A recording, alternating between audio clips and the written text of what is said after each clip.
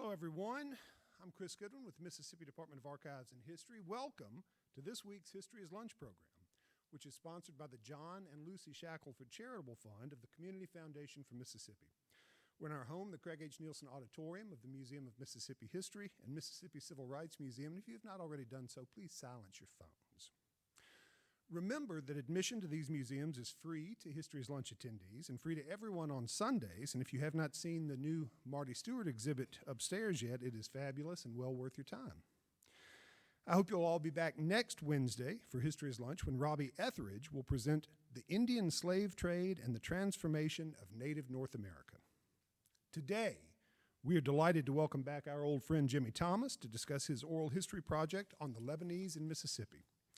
James G. Thomas Jr. is a Lebanese Mississippian and Delta native. He holds a BA in English and Philosophy and an MA in Southern Studies from the University of Mississippi, where he is Associate Director for Publications at the Center for the Study of Southern Culture. Thomas directs the Center's annual Oxford Conference for the Book and edits their online journal Study the South and news magazine The Southern Register. He's editor of Conversations with Barry Hannah, co-editor of Faulkner and the Black Literatures of the Americas, Faulkner and History, Faulkner and Print Culture, and Faulkner and the Native South. We'll hear first from Jimmy about the project, and he'll be joined on stage by Mary Brantley, Al Katool, and Dolores Ulmer. Help me welcome Jimmy Thomas.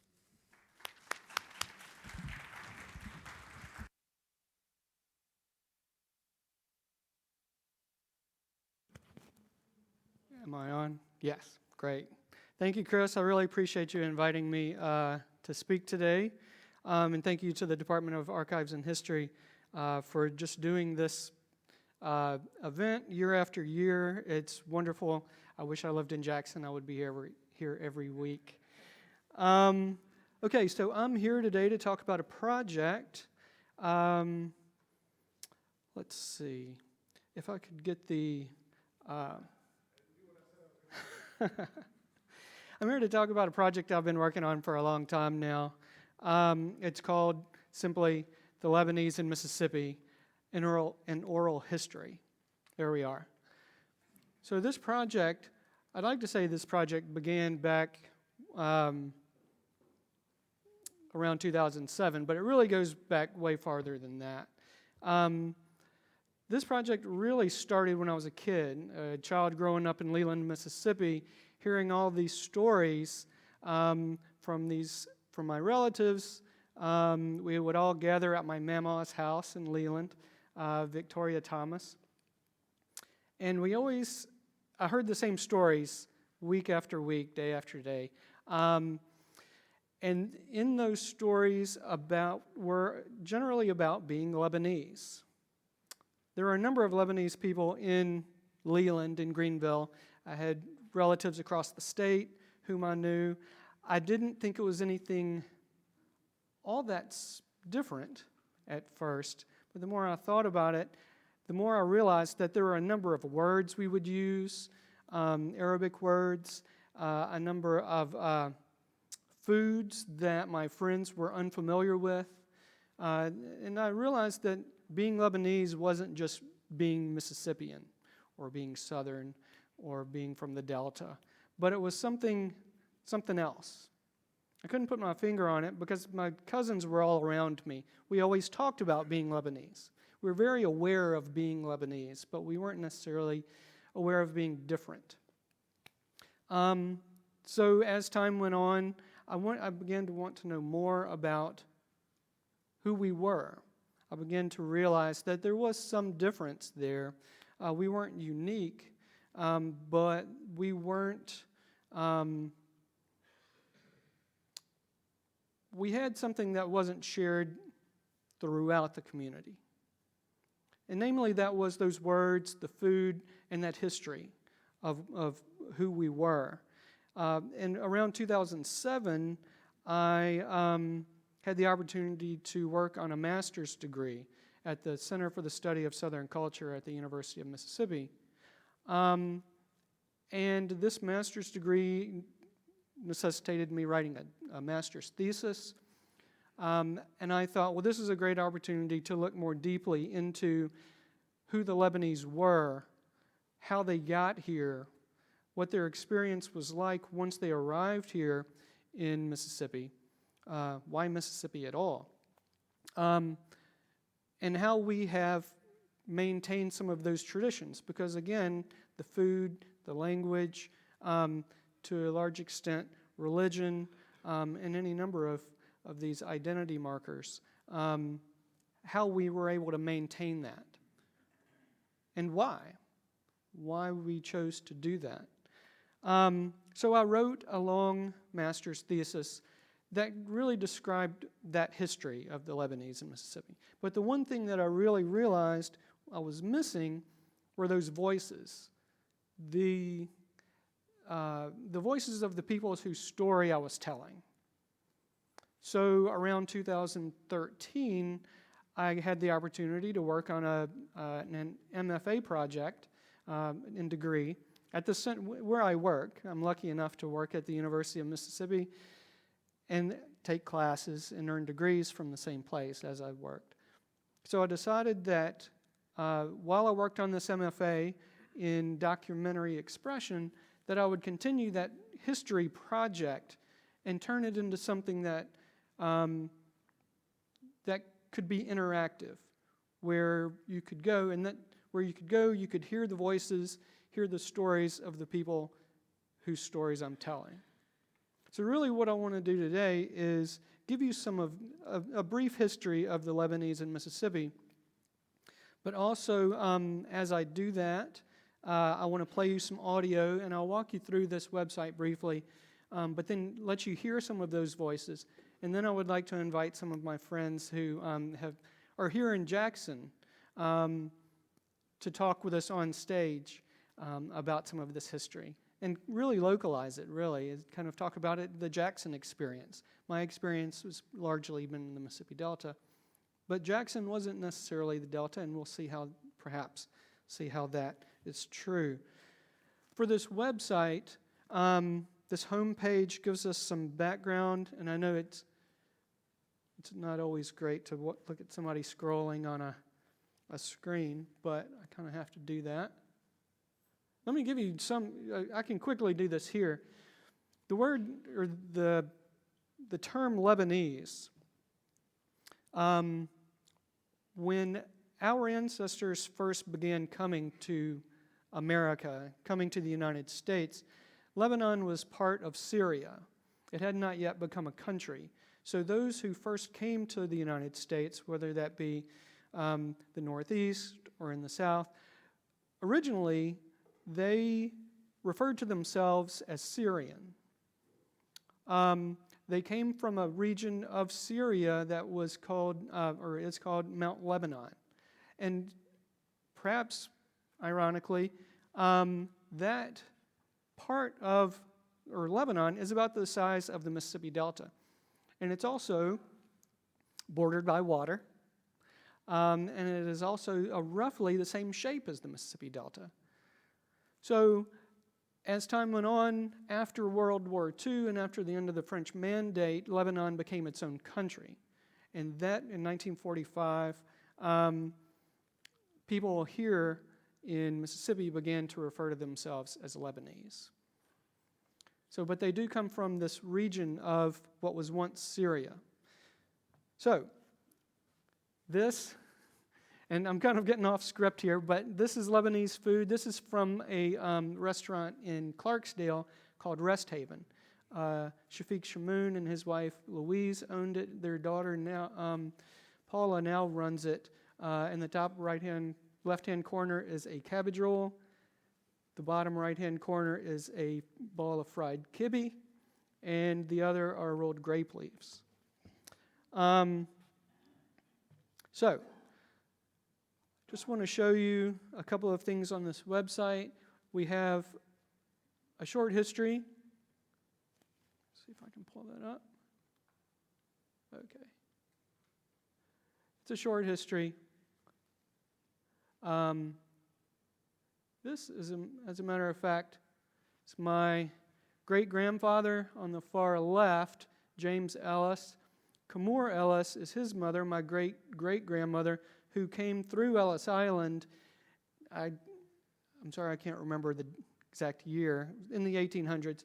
But then she peddled, which I'll talk about in a moment, in Connecticut for a number of years before making her way down to Mississippi. They eventually made their way to Meridian, Jackson, and wound up in Port Gibson, where there's a large Lebanese community, primarily made up of my family. So let's see. I do want to show you one other thing. So as part of this project, this Masters of Fine Arts project, I created a podcast, because everybody has a podcast now. But what this is essentially it's an audio documentary that covers a few different topics. So this one here, they're each about 10 minutes long. This one here covers leaving the mountain, Mount Lebanon, which is commonly referred to as the mountain. And so this audio documentary, this segment of the audio documentary, talks about why they left in the first place.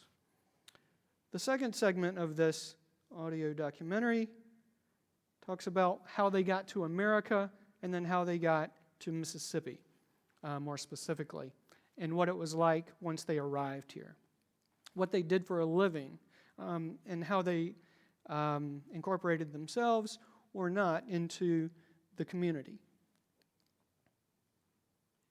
Then the next episode, I'll call them, is Living in the Jim Crow South, how this group of immigrants came to a place that is generally, at this time, considered a biracial community.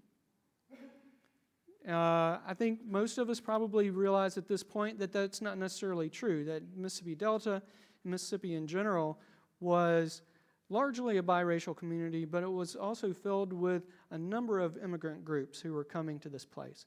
Chinese, Jewish community, Italians, Lebanese, primarily those, some Germans, and so forth. And then this last episode is maintaining an ethnic identity, which I think we'll probably talk at length about this in a little bit.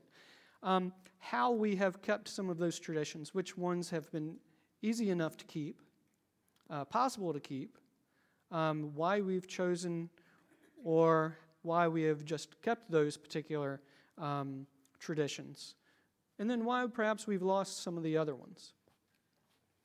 So that is and then there's a curator statement. All right.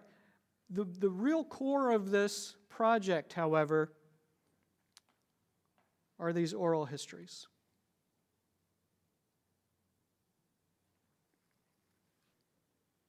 So, what I did over the course of this project was to interview people within the Lebanese community across the state.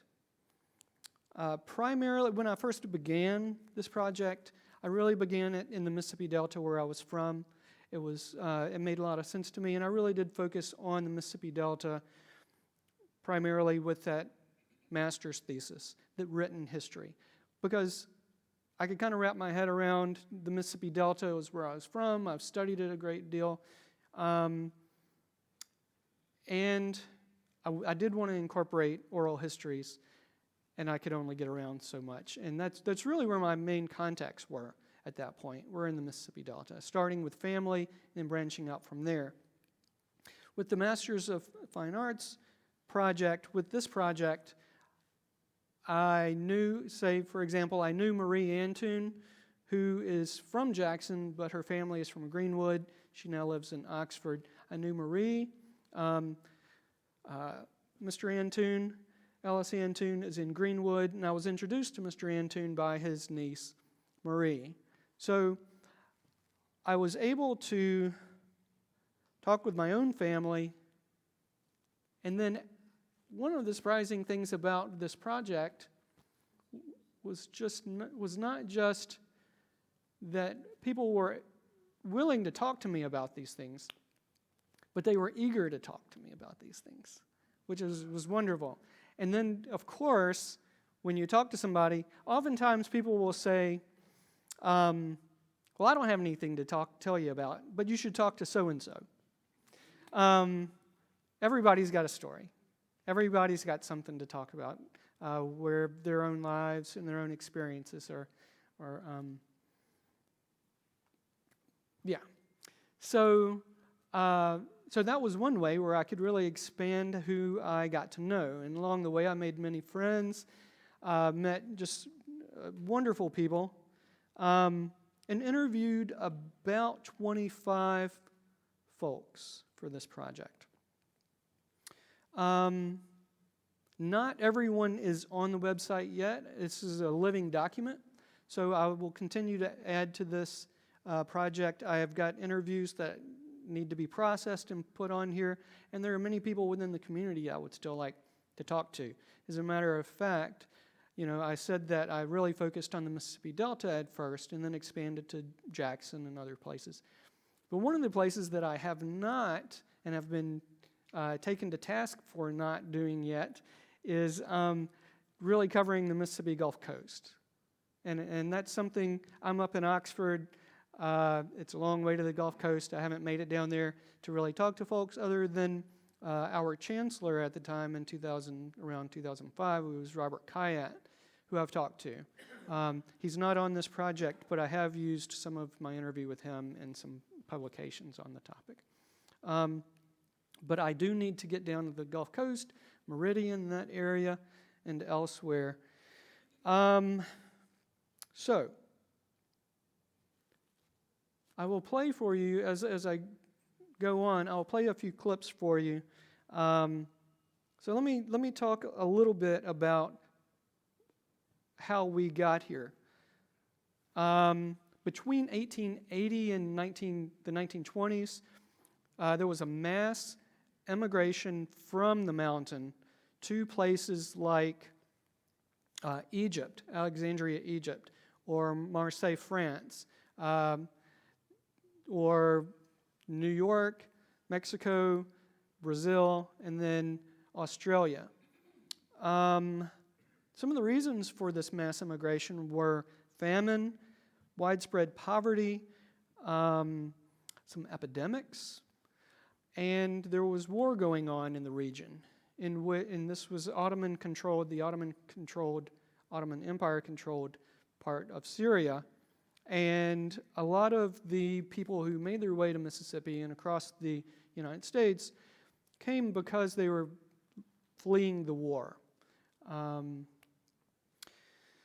That's a deep history that the Ottoman Empire army was conscripting, and this has been debated, but I think the Ottoman-controlled empire in Syria was conscripting people from the mountain, Mount Lebanon, into the army, and then they would be forced to fight for the Ottoman Empire at that time, when they really didn't have, as they say, a dog in that fight. I don't think it's really been debated that that's true, but there are other reasons as well, one of which is the collapse of the silk industry at that time. So there was a lot of poverty, there was a lot of hardship, and at that time, around the turn of the century, there was a lot of immigration from places and a lot of immigration to the United States.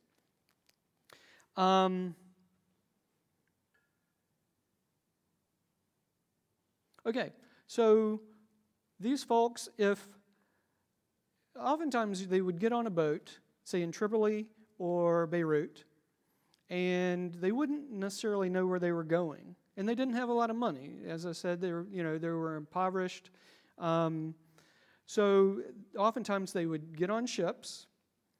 They would have to sail in steerage, which is essentially the bottom of the boat where animals would travel. It wasn't first class, right? And so by the time you get to places like all the way to the United States, if you decide you're going to go from, say, Tripoli to the United States, oftentimes you weren't feeling so well. And in Ellis Island, if you had anything wrong with you whatsoever, you could not get off the boat. You could not get off the ship. Or if you did, you were asked to get back on the ship. And so as you get to Ellis Island, you would, if you couldn't get off the boat there, the next stop was New Orleans. And that's how a lot of Lebanese immigrants to Mississippi arrived here. As a matter of fact, the first known, and I'll play something for you in a second, but the first known Lebanese immigrant that would settle in Mississippi, his name was Elias Nassif Fatou. And, excuse me, and he arrived in 1884, and he got off the boat in New Orleans. He didn't speak English, didn't know anybody, he was alone, and so his idea was to start yelling an Arabic word, which happened to be kibi. So he yelled kibi, kibi, kibi, until somebody came along who was a Syrian merchant who befriended him, gave him enough supplies, and then Nassif, or Elias, who dropped Fatou as his last name and became Nassif, many of whom his descendants live here in Mississippi still, he began peddling wares up and down the Mississippi River, and eventually he settled in Hermantown, Mississippi. After that, he made his way to Jackson and then to Vicksburg, where there is a very large Lebanese community today. All right, so the first jobs that Lebanese immigrants had when they got here was peddling door to door. And they would peddle in the rural areas of Mississippi where it was much more advantageous to buy from the pack of a peddler than it was to spend a full day going into town to buy whatever it was you needed. So they would sell clothing, they would sell kitchenware, home goods, buttons, needles, thread, that kind of thing, notions. And so they did this for a long time. They had intended to go back to Lebanon at a certain point after they made enough money to help their families thrive there. And then they started to realize that Mississippi that there was money to be made here in Mississippi. That living in Mississippi was better than living in the mountain or on the mountain. And so once they decided to do that, they quit sending their money home and they started bringing their families over. And once you have your family here, peddling, which is a very transient job, you want to stay home with your family, you want to be there for your family. And so they settled down and they opened dry goods stores and grocery stores across the state, sometimes many in the same neighborhood. I'm running out of time, so I'm not going to play one of those. But I will play the second one that talks about, this is Dave Sherman, who is originally from Greenville, Mississippi. He came to Oxford some time ago. Mr. Sherman recently passed away, but we can still hear his voice. This is the one that we may need some help with the audio.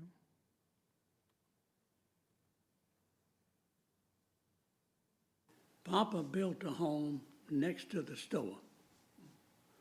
In those days, we all worked in the store. I mean, when we was able to look above the counter, the chickens was in a coop out front. And so what we would do is the customer would decide what chicken they wanted, and it was my job and my brother Joe's job to go out there with like a coat hanger, and we would catch the chicken by the leg and bring it in. And if the customer liked that chicken after he felt it, then they bought it. Otherwise, they may say, no, I don't like this one, and we put it back. By that time, the chickens were jumping all over, and we would catch another one, and that would satisfy them. And then I would take it and wring the neck, and then get a paper bag and cut a hole in it to stick the neck through the paper bag, and then they would go home. And that was their fresh food. See, they didn't have a refrigerator, so they had to go right home with the chicken and start cooking. The other thing, we sold kerosene for the lamps. That was a big thing. There was nothing in the store at that time like beans and peas and sugar and flour, and none of that was in containers. So they would come in and say, I want a pound of those butter beans, and we would sack them up and weigh it. That's why it took so many of us to work in the store, because it was labor intense. So Papa didn't have a meat market in those days, except for he had a cooler that he kept salt meat and bacon and lunch meats and cheese and stuff we would cut in. But the grocery store taught all of us a lot. And so we grew up in that situation. Papa didn't. Okay. So that's Mr. Sherman. Each of these interviews took about an hour or so until people got tired of talking to me.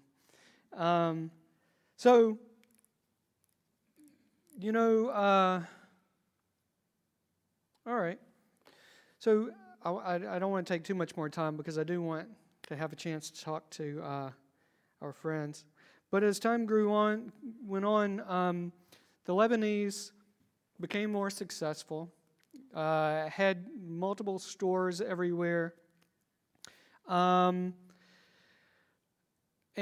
became more, and those stores were all in multi-ethnic communities. Many of these stories talk about how neighbors were in one block, Jewish, Italian, Black, Chinese, all in one area. And I think, Al, you said that in Jackson it was Gallatin Street was the street that... I'm not familiar with Gallatin Street, but I'm sure a number of you are. So as time went on, the Lebanese community started to branch out, go to college, try and get more economically situated within the communities, and where it started to be accepted by the white community is not so much the other anymore. But that was only to a certain extent. Until the 1960s, the Lebanese were not really accepted into such things as fraternal organizations, particular, say, country clubs, or fraternities and sororities across the state. They were still explicitly banned from these places. So that while the white Mississippi community was really eager to start to do business with this group of people who had become more successful, that was only to a certain extent. And it wasn't until about the 1970s that those things started to change, because they had grown financially stable. They had grown to an extent that their dollars did mean something within this community, and they could begin to shape their own experience within that Mississippi context. They could buy or bank with whomever they wanted to at a certain point, and so they began to be more accepted within the larger, broader Mississippi community. That's really rushed, but I really do want to go ahead and get Mary, Al, and Dolores up here. We'll talk more about all of this, but if y'all would help me welcome, just y'all come on up and we'll... That wasn't very graceful. There's some stairs right over here. Yeah. So really what I want to do is us have a conversation much like we would do during an oral history project. We're going to have some time for Q&A, but this will give you a kind of an idea of what we normally do with oral history. So, welcome. I want to introduce everybody. All right. So, to my immediate right is Mary Tonos Brantley. Mary lives in Madison, but grew up in Greenville, attending St. Joseph Catholic Church and St. Joseph Catholic School. She attended Millsaps College and recently retired from her longtime position as an English instructor and chair of the English department at Holmes Community College here in Jackson. Mary's family first came to the United States in 1906. To Mary's, did I say right? To my left. To Mary's left is Alfred J. Katool Sr. Al was born in Jackson, Mississippi in 1929. His grandfather, Khalil Katool, came to America in 1898 and settled in Jackson. Al has been a member of the Cedars of Lebanon Club here in Jackson since he was a child and has been treasurer of the organization for, I believe, 30 years? At least 30 years. And to Al's left is Dolores Thomas Ulmer, who was born in Jackson, Mississippi, to Edward and Victoria Joseph Thomas. Dolores grew up in Jackson, attending St. Mary Catholic School, St. Richard Catholic School, St. Joseph High School, and graduated from Murrah High School. She taught second grade at St. Richard after graduating with a degree in education from the University of Mississippi in 1968.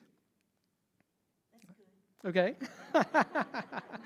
While at the university, Dolores sang in the choir with the university singers.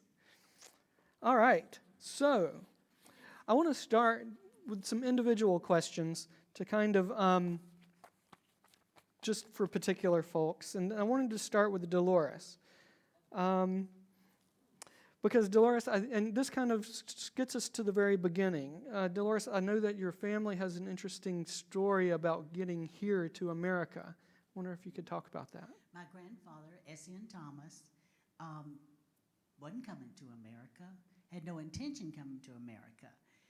They were very poor and up in the mountains of Lebanon. And at about 14, he knew his mother had a cousin in Alexandria, Egypt, who was a very prominent merchant. And he begged his mother to please take him to Alexandria where her cousin could help him, establish himself and get business going.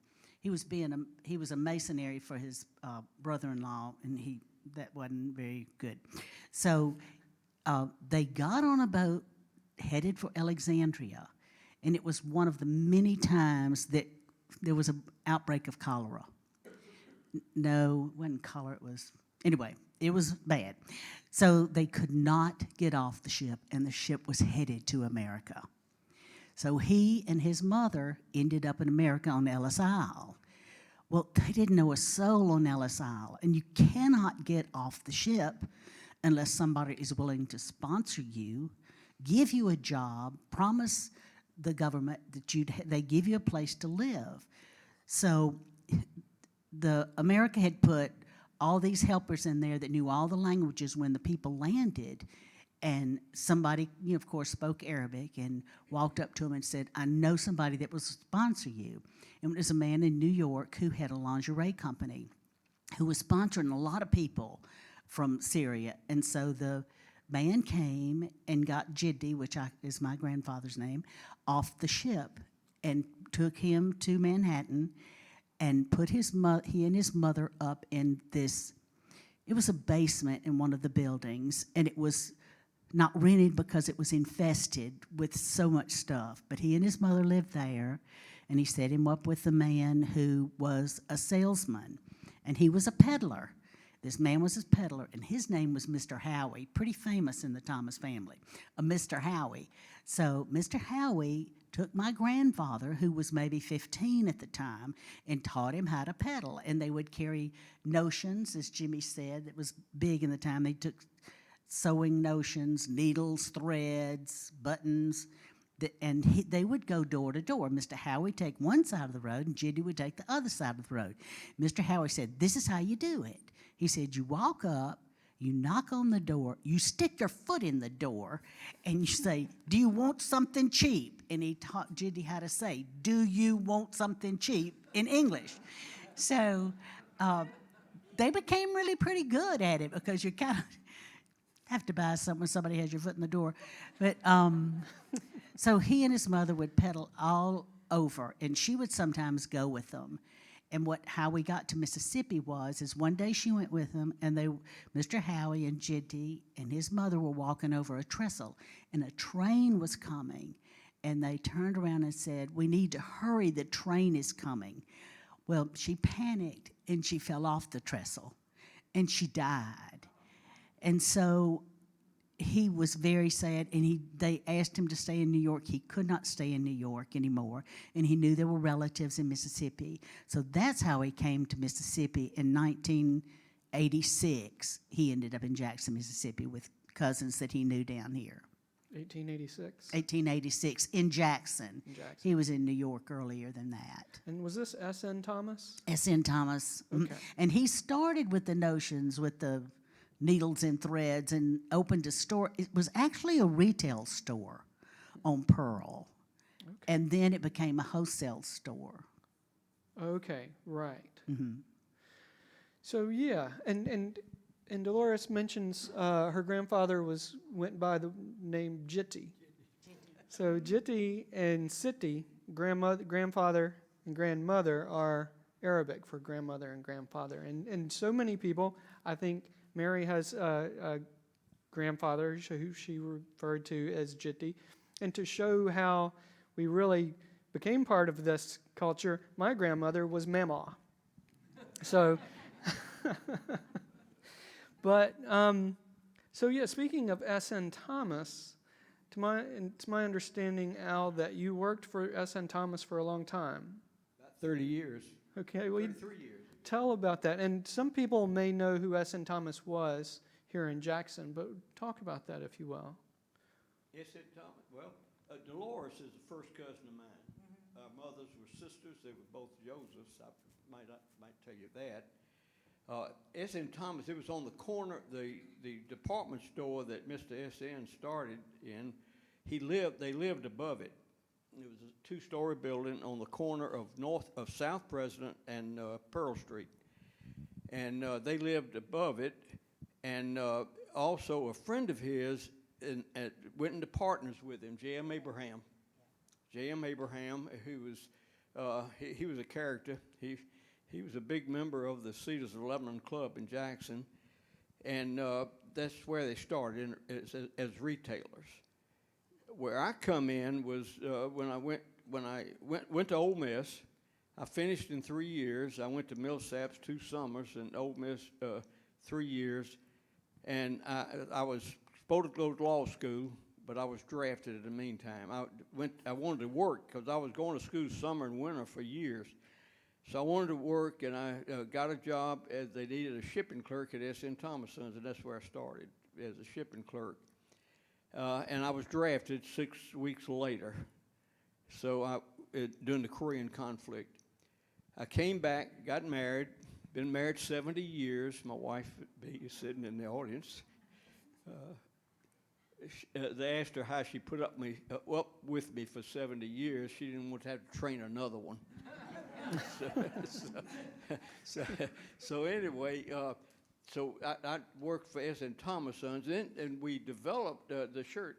Norman, you want to speak on Norman's shirt? Yeah, that'd be great. The Norman shirts, we saw a need for a shirt. He had changed. He had 4 sons. Dolores' father, Edward. There was Ernest was the oldest. Ernest Thomas was the oldest. There was Bill Thomas, and there was Leon Thomas. Leon went to Tulane University, came back, and he was more the financial man of the organization. But there's 4 brothers that took that business over, and they changed it to a wholesale. In the basement, they started the wholesale house. They expanded, and they quit retailing, and it went wholesale. And I started, went for it, and Dolores' father, who's also an uncle of mine, he developed cancer of the throat, and he couldn't speak, and he had a developed territory, which I took over, and I traveled for them for about 30 years, or something like that, traveling in part of Mississippi. We saw a need for that shirt. We couldn't find one for workers, a two-pocket work shirt, short sleeve. So we opened a factory, bought 10 machines, hired 10 people, and brought a lady from Arkansas who was running a shirt factory in Arkansas down here to manage that and rented the space on North State Street, South Street. It was South Street. And so anyway, it was a small place, and we started from there. We made that one shirt, 2 pockets, single stitch, and we made that shirt for about 2 years, and then we expanded. And then Dolores' 2 brothers, Ed Jr. and Clifton, and then Ernest's 2 boys, Sonny, Ernest Thomas Jr. and S.N. Thomas, they took the factory over. They built a building in down in Byram, I believe it was Byram, and then they bought another building that was already built in Terry, and they expanded the shirt factory from there. So there's no more Norman shirts, but they were making all kind of shirts, short sleeve, long sleeve, dress shirts, everything. And we were famous for shirts well made. I'm sure there's some Norman shirts somewhere in some closets in Jackson around here. Oh, yeah. I would like to say one thing. Yeah. If you notice, it was the 4 boys, and then they just chose the 4. There were 15 grandchildren, and they just chose the 4 oldest boys to open the shirt factory. But there's no mention of a woman anywhere. Okay. Just thought I'd say. All right. Well, It was not like in the old country, the women, were not allowed. There was a woman there. Maybe, Well, who was maybe it? Ellis.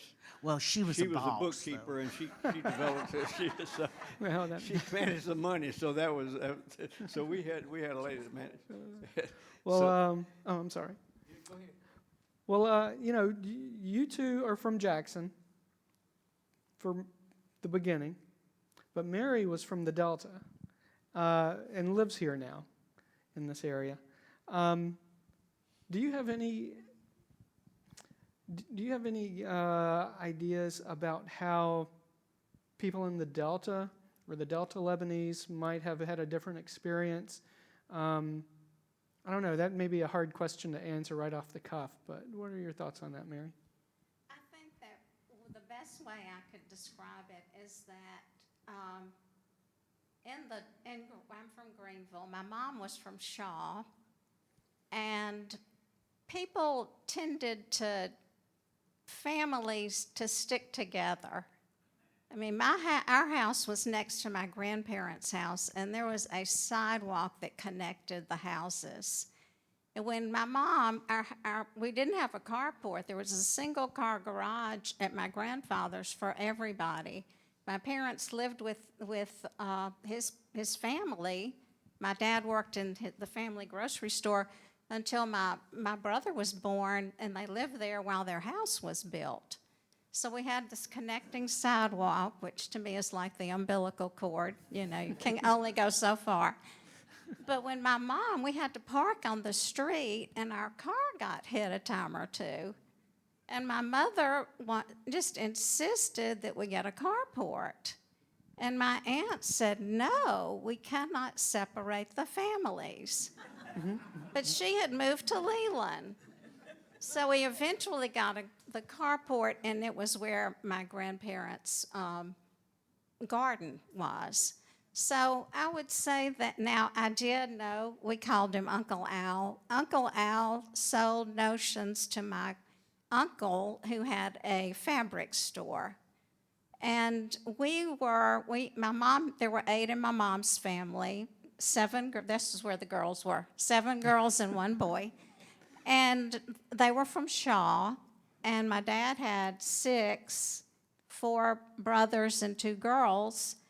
And I had a million cousins. We lived like across the street was the aunt, around the corner was another aunt, another uncle. We were just like, we were such a close-knit community, and we went to the Catholic school, and there were 9 at least partial Lebanese people in my class. We had a lot of Italians. So the difference is that I do belong to the Lebanese club, and I'll quickly tell you why.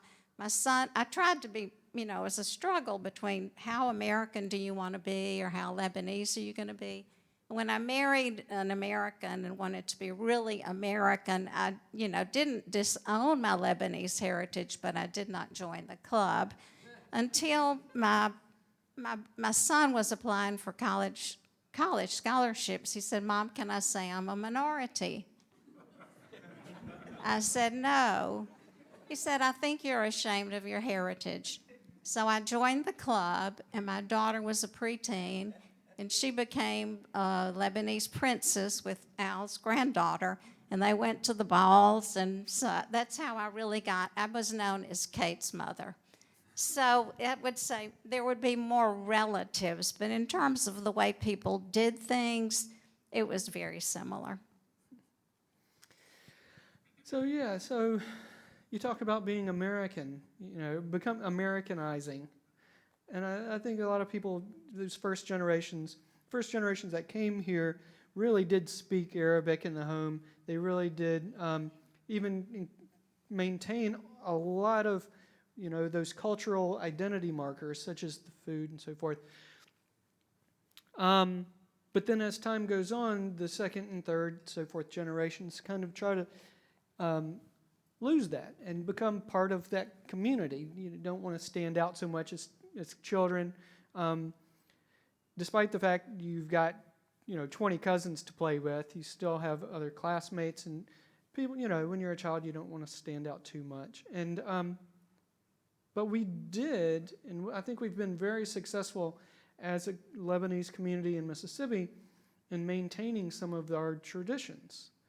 And I'd like to know from you guys how we have done that. What are some of the things that you have kept, that you've passed down from one generation to the next or have inherited from other generations? Things that you want to keep, that you hope that your further generations, your children, grandchildren, and so forth, will keep. And whoever wants to answer that. Yeah, Dolores. Well, I drill it into them. Go ahead. Family, family, family. Your brothers and sisters, your brothers and sisters. And we sat down at a certain time, no matter where we were on Eastview Street. We grew up in West Jackson, and I had 31 first cousins and multitude. Those were just the first. And there were 6 of us, and we were within a 3-mile span. But 6 o'clock, I was in that house at the table. And I just think everybody ought to do it. They just knew to be there at a certain time. But I was asked one time by someone, and I didn't know whether to be hurt or excited. She said, "Gosh, you have friends?" And I thought, that's a strange question. I said, "Well, yes, I have some friends." She said, "Well, with your family, I'm just really shocked you have time to have friends." And I thought, what a strange, but that's the way people looked at you, I think. Do you have time for anybody else? Because, So of family course, is- it's melted down now. And I need all the friends I can get. But it was very, very family oriented. Yeah. I mean, he was at the house all the time. His mother lived at the house. It was nice. Yeah. Did I answer your question? Yeah, well, I think the importance of family, everybody loves their family to a certain varying degrees. But I think that the Lebanese have been very successful in keeping that as something that is very important. Not that it's not important to other people, but perhaps it's done in a different way, in a unique way that's probably maybe not even other than the fact that we're very close. We're all related. And that wasn't by design that we're all here. We're all related at some point or another. Our families only came here about 100 years ago or so. I hate to even not ask more. We could do this all day, but I would like to know if you have any questions, if anyone in the audience has any questions. Deirdre, and Chris has a microphone. I know all these people. Oh, good. When I was growing up in Vicksburg, there was a Lebanese store in my neighborhood run by Mr. Abraham, and his daughter is now a member of St. Richard. The schizophrenia that is Mississippi kept African and Middle Eastern people apart. African people didn't have the advantages that others were given. Because I was a child, I don't remember specifics. Did the Lebanese community support the civil rights movement of the 60s? That's a very good question. Thank you for asking it. I think, and I've thought about this quite a bit, and it's hard to find specific answers to this in the historical record. We don't find a lot of Lebanese names in that story. And I think what essentially happened, and I'd love to know other people's ideas, but I think one thing that essentially happened was that the Lebanese kind of kept their head down. That while a lot of folks were coming from the Northeast to participate, a lot of non-black folks were coming from the Northeast to participate in the civil rights movement, the Lebanese living here in Mississippi were also the other. And to be able to keep your head down and not become a target, which was someone, Dan Nicholas, who I interviewed, said, the Citizens Council was out there, the Klan was out there. It would have been very easy for the Lebanese community to become a target of those groups. And so, to answer your question, I think that becoming involved in the civil rights movement was not, frankly, not to this other group's advantage. And you all may have different answers than mine, but it seems to me as though they did not get involved in the civil rights movement, but at the same time, they did not work against it. So they weren't joining Citizens Council. They weren't joining the Klan. They remained in the middle, and for a long time, I think that was as comfortable as it could get. But yeah, Al. Well, and I was born. I lived on Pascagoula Street. Okay, and we were in the area were Syrian people, Lebanese people, Italians, Greeks, Jewish, blacks. Next door neighbor to us, with our grandfather, built a house on the corner of Pascagoula and Gallatin Street, and he built a duplex right behind it. It ended right there in those days. There were two teachers that had some acreage that wouldn't let them go through to build a street. But anyway, they stopped it. And Robert is a black family that lived next to us. Next to us was a black neighborhood. And Robert and I we were playmates. We played cowboys and Indians together. He was, of course, the Indian. I was the cowboy. And Robert died about 2 years ago. I still know him, and I took him to Primo's before 1960. And when I was about 18 years old, we went to Primo's on Capitol Street, and I took him to lunch. I believe he was the first black person that was ever served in Mississippi in a white restaurant, and that was Primo's restaurant. And people looked at us, but they didn't say anything.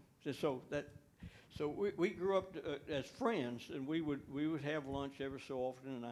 And I went to Robert's funeral.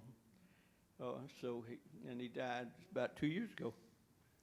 So we were pretty close, but you're right. The Ku Klux Klan, we had to be careful. The Ku Klux Klan, I remember waking up one morning when I was about 6, 7 years old. Right across the street they had burned a cross in the Jewish yard. The bourgeois who owned a jewelry store here, bourgeois jewelry store on Capitol Street. But we were real close, but we were quiet about it. Yeah. There are many, I shouldn't say many, I've not discovered a ton, but there are a number of instances where Lebanese were targets of organizations like the Klan and the Citizens Council. So We've Mary, actually got folks who've weighed in from the live stream on that. Yeah. In fact, Keith Fulcher, who I think was part of it, writes that his Lebanese grandmother worked at a department store in downtown Vicksburg. She said she would sell to African Americans after hours from the back door when white businesses wouldn't allow them in the store at all. He also says that Alex Malouf in Greenwood helped negotiate the end of the boycott by African Americans there, and that the Natchez mayor, Nasser's house was firebombed in Right. his stand for civil rights. So. Right, he owned the Jitney Jungles there. Now, to be fair, though, his two sons were part of the Ku Klux Klan. So, but he was not, and he was, and I don't know what kind of schism that created within the family, but yeah. And that, and I don't have first-hand knowledge of that, I should say. It is in the historical record, though, and I don't.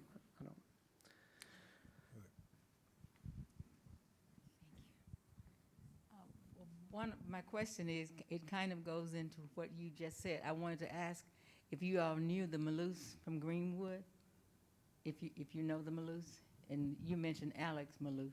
Or Al did. Okay. Well, do you know the Antunes that own the store on the corner of Howard and Main Street in Greenwood? Yeah, It was an I Antune do. store. Who Yeah. was that, B? That was Antunes. It was the Antunes Well, on that corner. B is from Greenwood. My wife is from Greenwood, and she knew them better than I did, but I knew who they were. The Right. Ant- She was talking about the Antunes department store Antune. on the corner of Howard, on Howard Street Howard and Main, right. and Main Street. Okay. And you say you do know the Maloufs from Greenwood? Oh, okay. That was Yeah, the Antunes owned a big grocery store there. They had a number of businesses in Greenwood. Yeah, and I interviewed two Antunes for this project. Yes, ma'am. Steve Azar from Greenville just had his song recognized as the new Mississippi State song. And I wanted to ask Dolores to comment on other musical talent in the family. The state is very blessed with musicians. What can I say? Steve Azar lived up. He's referring to your brothers. Oh, Oh, yeah. Ed and Clifton. Yeah, they were musicians, and I was a little girl. They were on American Bandstand, and people used to say, you know why everybody wants to be friends with you. Here we go back to friends, I'm sorry. And I said, well, of course they want to be friends with you. They know your brother. He's so cute. Mary knows the Azars. The Azars lived about 2 doors down from us. Yes, there were two We're Azars. proud of him.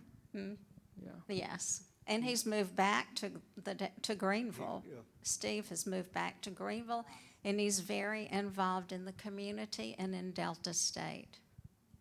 And the Catholic school there. He's helped, I think, bought sound equipment for them. And it's phenomenal to me that he returned to Greenville. From Nashville. Yeah. Right. Yeah. When in the early days in Mississippi, there were only 2 categories of people, white and colored. Which were the Lebanese considered to be? Really considered to be in the middle with a number of other communities, particularly the Jewish community. We were in the middle because the Lebanese, particularly around the turn of the century, were doing business with both whites and blacks in Mississippi, especially when we were peddling out in the rural neighborhoods. We were peddling to black communities, white communities, and in some instances, the peddler would put down his pack, open up the pack, and this would have been one of the rare opportunities for blacks and whites to come together and operate in situation where they were on equal footing because they were buying from the same person at the same time in the same space. But yeah, neither white nor black.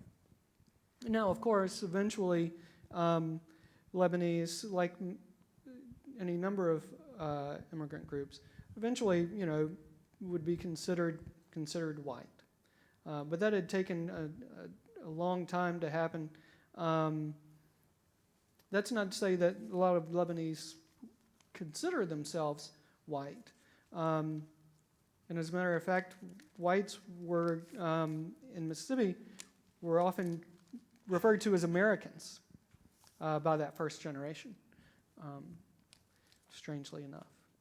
I heard grandparents say, well, did he marry a white woman? Mm-hmm. That So, was yeah. years ago, but I've heard that expression. Yeah, my in-laws, they're very Southern and very Methodist, and they really did not know what to make of a Lebanese Catholic. So I had to prove myself to them. But yeah, and oftentimes Lebanese don't refer to themselves as being white. So yeah. I know there are more questions. I'm sorry we have come to the top of the hour. If you haven't gotten a chance to take a look at the live stream comments, you should take a look. There have been a bunch of folks on there from all across Mississippi and Alabama establishing their kinship ties to one another and to people on stage. You may have new cousins or Long lost family. from all across. Thank you all for being here. Come back next week when we'll have Robbie Etheridge talking about the Indian slave trade and the New World. But for now, help me thank Jimmy Thomas, Mary Brantley, Al Katool, and Dolores Ulmer for this fabulous program.